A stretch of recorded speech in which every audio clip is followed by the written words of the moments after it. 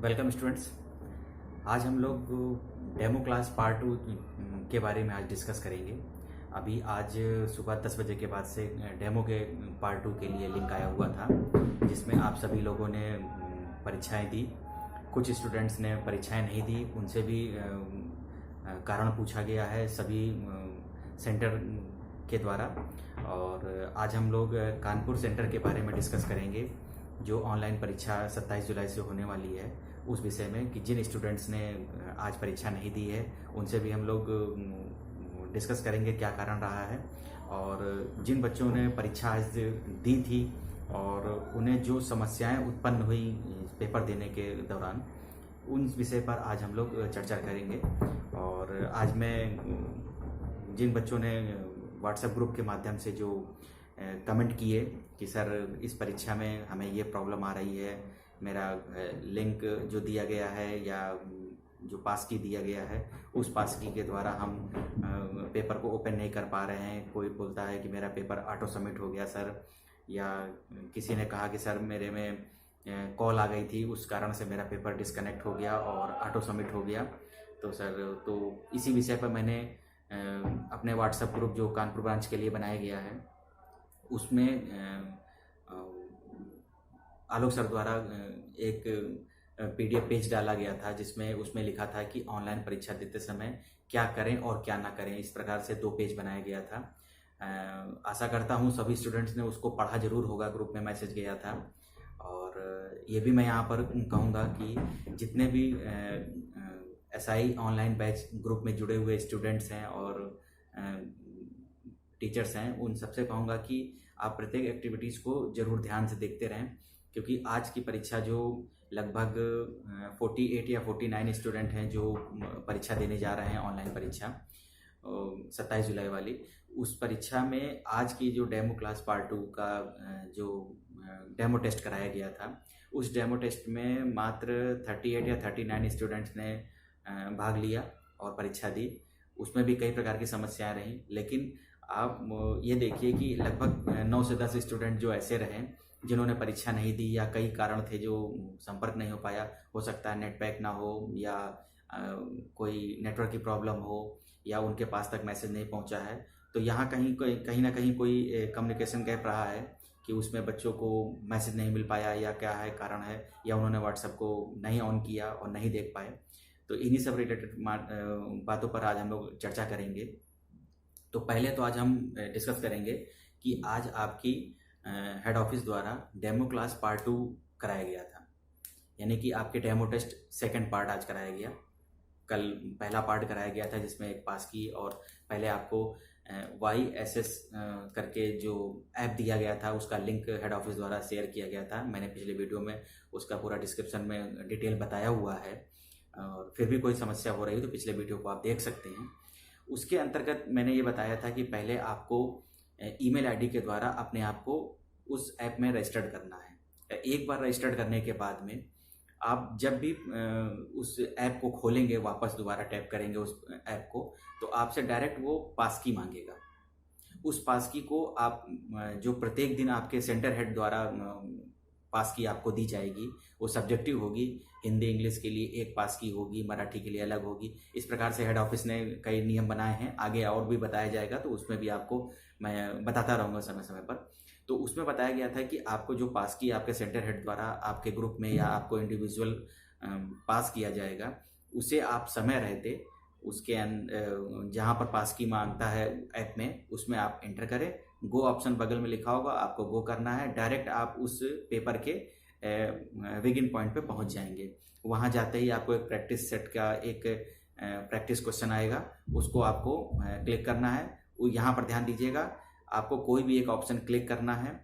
ये कहीं पर आपके पेपर में इसकी कहीं मार्किंग नहीं होगी, ना काउंट होगा, ना स्कोर होगा। इस पर आप परेशान ना हो कि मैंने गलत टिक कर दिया है, गलत। वो एक सेटअप बनाया गया इस प्रकार से कि आपको इस स्टेप को आगे बढ़ाना है। तो जैसे ही आप उसमें किसी एक ऑप्शन को टिक करेंगे, उसके बाद वो ओके बिगिन टेस्ट, यहाँ पे ध्यान दीजिएगा, ओके बिगिन टेस्ट करके जैसे ही ऑप्शन आपसे पहली बार मांगेगा, उसके बाद कुछ इंस्ट्रक्शंस खुल जाएंगे। उसमें लिखा होगा कितने क्वेश्चन आपको पेपर में दिए गए हैं, प्रत्येक क्वेश्चन कितने नंबर का है, आपको पेपर कितने मिनट का या कितनी देर का है या कितने घंटे का है, वो सब उसमें नियम लिखे होंगे। उस नियम के अनुसार ही आपको पेपर देना है और समय का ध्यान दें। इसके बाद ओके बिगिन टेस्ट, जैसे आप दोबारा उसी पेज के सेटअप में नीचे की ओर जाएंगे, ब्लू कलर से ओके बिगिन टेस्ट लिखा होगा, यानी कि आप ओके बिगिन टेस्ट दूसरी बार दबा रहे हैं। इसके बाद एक बार कुछ सेकंड बाद फिर से मांगेगा, यानी 3 बार ओके बिगिन टेस्ट करने के बाद जैसे ही आप अगला पेज सेटअप खुलेगा उसमें आपका पेपर ऑन हो चुका होगा। पेपर ऑन होते ही सबसे पहले ऊपर की ओर आपका टाइमर चल रहा होगा, उसके ठीक नीचे आपके क्वेश्चंस लिखे होंगे, जैसे 1 ऑफ 100 या 1 ऑफ, अभी डेमो हो रहा है 25 क्वेश्चंस का, तो 1 ऑफ 25 इस तरह से लिखा होगा। और उस पर आप निगाह जरूर एक तरफ से रखिएगा कि जैसे ही आप कोई क्वेश्चन करते हैं या स्किप करते हैं तो वहां पर काउंटिंग चेंज होती रहेगी। जैसे पहला क्वेश्चन आपने किया तो लिखेगा 2 ऑफ 25, तीसरा क्वेश्चन किया 3 ऑफ 25, और ऊपर आपकी टाइमिंग चलती रहेगी। टाइमिंग हमेशा ध्यान दीजिएगा घटते हुए क्रम में चल रही होगी। जैसे अभी डेमो क्लास का पेपर चल रहा है तो मात्र वो 25 क्वेश्चन पे 25 मिनट का टाइम देते हैं, तो जैसे ही पहला क्वेश्चन आएगा 25 मिनट की टाइमिंग सेट होगी। उसके बाद धीरे धीरे 24, 23, 22, 21 ऐसे करते हुए 0 तक घड़ी अपने आप उल्टे क्रम में चल रही होगी। तो इस पे विशेष ध्यान दीजिएगा, क्योंकि जैसे ही आपका 25 मिनट कंप्लीट होगा, आप सबमिट करें या ना करें, वो पेपर सेटअप अपने आप ही जहां पर 25 मिनट कंप्लीट हो रहे होंगे उस पेपर से ही वहां तक की आपकी स्कोरिंग करेगा। उसके बाद में स्कोरिंग नहीं करेगा, आपका सेटअप अपने आप स्वतः ही बंद हो जाएगा। समय का ध्यान रखिएगा। इसके बाद में अभी आज की डेट में ये तो आपका प्रोसेस डेली का डेली यूज करना है। अभी मैं आपको बताऊंगा कि हेड ऑफिस से कुछ इंस्ट्रक्शंस मिले हैं कि डेमो क्लास के बाद भी आपका जो ईमेल आईडी और मोबाइल नंबर आपसे सेंटर द्वारा लिया गया है उस पर हो सकता है दोनों पर आपको डेली यूजर आईडी और पासवर्ड आपको डेली हेड ऑफिस शेयर करेगा। आपको अपने मोबाइल पर यूजर आईडी पासवर्ड डालना है। जैसे ही आप यूजर आईडी पासवर्ड डालेंगे प्रत्येक दिन आपका यूजर आईडी पासवर्ड चेंज होगा, और इसके विषय में मैं आगे जैसे इंस्ट्रक्शन आएंगे मैं आपको डिटेल में वीडियो बनाऊंगा। ये सिर्फ आपकी एक जानकारी के लिए बताया गया है कि यूजर आईडी पासवर्ड से भी ये पेपर ऑन हो सकता है। ठीक है, तो अभी आप पासकी से डेमो टेस्ट देते रहिए। अभी कोई आगे समस्या होगी तो इसके विषय में भी आगे आपको डिटेल में बताया जरूर जाएगा। मैं अपने वीडियो के माध्यम से भी आपको डिटेल में समझा दूंगा पेपर चालू होने के पहले पहले। ठीक है, तो आज की जो डेमो क्लास जो टेस्ट हुआ था उसमें कई बच्चों ने क्वेरीज की थी और समस्याएं थी। पॉसिबल नहीं था कि तत्काल ग्रुप में उसका जवाब दिया जा सके, क्योंकि टाइप करने में थोड़ा समय लगता है और आप लोग टेस्ट दे रहे थे। तो इस रिलेटेड में मैं वीडियो बना करके आपको समझा दे रहा हूं कि अगले दिन जब आप पेपर देने बैठिएगा तो इन सब चीज़ों का ध्यान अवश्य रखिएगा। तो सबसे पहले मैं ये बताना चाहूँगा, पीडीएफ भी आपके ग्रुप में डाला गया है कि पेपर देने के पहले आप क्या ना करें और क्या करें पेपर देते समय।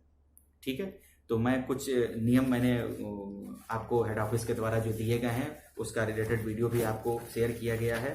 फिर भी मैं आपको पहले से बता देता हूं कि पेपर देते समय या पेपर देने के पहले आपको क्या नहीं करना है या क्या करना है उसके बारे में। तो पहले मैं आपको क्या ना करें कॉलम के अनुसार आपको कुछ बताता हूं पॉइंट, जैसे कुछ पॉइंट्स होंगे, आप उसको नोट कर लें और ध्यान से देखें। पहला पॉइंट होगा कि समय का विशेष ध्यान रखें। आपको एक टाइम टेबल दिया गया है फॉर्म भरने के पहले ही, तो उस पर ध्यान दीजिएगा किस डेट में कितने बजे आपका पेपर है। जैसे 27 जुलाई को आपका लगभग 11 बजे से आपका पहला पेपर ऑन हो जाएगा और 12:30 पर यानी 90 मिनट के अंदर पेपर अपने आप कंप्लीट हो जाएगा। तो 11 और 12:30 के बीच में आपको पेपर देना है। 12:30 के बाद पेपर सबमिट नहीं होगा और 11 के पहले आपका पेपर ऑन नहीं होगा। तो आपको समय का विशेष ध्यान देना है। ठीक है, अब इस समय के अनुसार अब आपको इसी जगह पर मैं आपको बताऊंगा कि जिस समय आप 11 बजे यानी कि 10:59 तक आपको अपने मोबाइल, जिस मोबाइल से आप परीक्षा दे रहे हैं उस पर आपको पहली बात तो नेट पैक अच्छा पड़ा होना चाहिए, यानी कि जो आज का जियो का समय चल रहा है उस जियो के अनुसार उसमें आपने देखा कि तमाम नेट पैक 3-3 महीने वाले पड़े होते हैं। वो आप अपना, जाहिर सी बात है कि सभी के पास आजकल एंड्रॉयड का समय है और लॉकडाउन में ज़्यादातर मोबाइल सभी लोग घर में बैठे हैं तो एंड्रॉयड यूज़ जरूर कर रहे होंगे, तो नेट पैक की कोई समस्या नहीं है। लेकिन अब आपका उस समय डाटा अवेलेबल होना चाहिए, इस प्रकार की कोई व्यवस्था अवश्य करके रखें। एक पहला पॉइंट आपको मैं बताऊंगा कि जब भी आप पेपर देने का समय हो उसके लगभग 15 मिनट पहले आप अपने फ़ोन को, यहाँ ध्यान दीजिएगा, फ़ोन को कॉल डाइवर्ट मोड पर लगा दें। यानी कि आप अपने फ़ोन को किसी अन्य नंबर पर डाइवर्ट कर दें। आप यहाँ पर ध्यान दीजिएगा, एरोप्लेन मोड में आपको फ़ोन नहीं रखना है क्योंकि उससे आपका नेट बंद हो जाएगा। ठीक है, ध्यान दीजिएगा, आपको कॉल को डाइवर्ट करना है। क्यों? क्योंकि अगर पेपर के बीच में आपकी कॉल आ गई, आपने डिस्कनेक्ट कर दिया या मिनिमाइज करके फ़ोन उठा लिया, तो आपका पेपर ऑटो सबमिट वहीं से हो जाएगा। और स्क्रीन इसलिए आपको कॉल डाइवर्ट मोड पे इसको रखना है। ठीक है, मोबाइल फुल चार्ज होना चाहिए। कोई समस्या हो तो पावर बैंक ज़्यादातर लोगों के पास होता है, उसे रखें या चार्जर के पास से कनेक्ट करके रखें अपने चार्जिंग पॉइंट से। और अपने मोबाइल पे ध्यान दीजिएगा, जिस समय आपका पेपर सेटअप चालू होता है, पास की डाल के आपने पेपर स्टार्ट किया है, आपको अपने मोबाइल पर मिनिमाइज नहीं करना है, किसी अन्य प्रकार से कोई सेटिंग नहीं खोलनी है, क्योंकि जैसे ही आप अपने स्क्रीन से हटेंगे आपका पेपर ऑटो सबमिट हो जाएगा। ये इस प्रकार का ऐप तैयार किया गया है। आप किसी भी हालत में मोबाइल को मिनिमाइज नहीं करें और ना ही किसी प्रकार से मोबाइल को बंद करने की कोशिश करें। जैसे ही आप मोबाइल बंद करेंगे पेपर ऑटो सबमिट हो चुका होगा। ठीक है, तो इसको ध्यान दीजिएगा। और अनुचित साधन का उपयोग ना करें। मैंने पिछली वीडियो में बताया था कि आपका मोबाइल पर जो ओके बिगिन 3 बार आप दबाते हैं उसमें ऑटो सबमिट हो जाता है कि आपका कैमरा ऑन कर लिया गया है और आपकी पूरी रिकॉर्डिंग होती रहती है। तो ये भ्रम में ना रहें कि कहीं पर कैमरा ऑन नहीं है। आपने देखा भी होगा, नीचे कैमरा चलता रहता है, आपकी पूरी रिकॉर्डिंग हेड ऑफिस को दिखाई पड़ रही है। ठीक है, तो किसी भी अनुचित साधन का उपयोग ना करें, अपनी और सेंटर की बदनामी ना कराएं। ठीक है, और क्या करें में करें, आप किसी ऐसे स्थान पर बैठकर पेपर दें जहां आपका नेटवर्क अच्छा आ रहा हो। इसी रिलेटेड आज कई क्वेरीज आई हैं, उस पर भी मैं अभी आप डिस्कस करूंगा अभी थोड़ी देर में। जैसे कि आप अपने घर में रह रहे हैं तो आपको ये मालूम होगा कि किस जगह पर नेटवर्क बहुत अच्छा आता है, किस जगह पर नेटवर्क थोड़ा कमज़ोर आता है। तो कोशिश करें कि अच्छा नेटवर्क वाले स्थान पर 1.5 घंटे बैठना है, वहाँ बैठ कर पेपर दें। और शांत जगह पर हो, इत्मीनान से बैठ के पेपर दें। कोई इतना बड़ा पेपर इस तरह का नहीं आ रहा है कि जिसमें आपको कोई परेशानी की हो। इत्मीनान से शांत स्वरूप बैठ के आराम से पेपर देंगे, आसानी से पेपर आप पास कर लेंगे। आप लोग अच्छे स्टूडेंट्स हैं, किसी प्रकार की कोई समस्या नहीं आएगी। और तो चलिए, आज जो डेमो टेस्ट हुआ था उसमें कुछ परेशानियां आई थी बच्चों को। मैं नाम लेकर के बताता जाऊंगा कि किस बच्चे ने क्या कमेंट किया था और उसका क्या हल निकल सकता है कि आगे वो उस स्टूडेंट से या अन्य स्टूडेंट से वो गलती ना हो। जैसे पहले स्टूडेंट हैं हर्षिता मिश्रा, इन्होंने कमेंट किया कि सर मेरा पेपर तो सबमिट हो गया, लेकिन सबमिट होने पर एक फिगर आता है फोटो वाला, जिसमें एक नेगेटिव के रूप में वो फिगर दिखाई पड़ रहा है, उनमें नहीं था। तो नेटवर्क की प्रॉब्लम होगी, उस पर कोई बड़ा इशू नहीं है, आपका पेपर सबमिट हो गया है, परेशान होने की बात नहीं है। और नहीं भी आता है तो कोई दिक्कत की बात नहीं है। इसी के बाद मैं बताऊंगा कि एक स्टूडेंट हैं रोहित कुमार नाम से स्टूडेंट हैं, इन्होंने भी ये कमेंट किया था कि सर इस पे मेरी फ़ोटो नहीं आ रही है। तो मैं यहाँ बताना चाहूँगा, किसी भी स्टूडेंट की फ़ोटो नहीं आ रही, एक नेगेटिव फ्रेम बना हुआ है और उस तरह का है। हो सकता है हेड ऑफिस उसमें अभी कोई कुछ चेंज करने वाला होगा और उस पर अपने आप अगर फ़ोटो का ऑप्शन होगा तो आपकी फ़ोटो आएगी। ये भ्रम में न रहें कि आपकी रिकॉर्डिंग नहीं हो रही है। रोहित जी ने ये कहा कि सर रिकॉर्डिंग के टाइम पे कैमरा ऑन है लेकिन सबमिट करने के टाइम कैमरा ऑन नहीं है।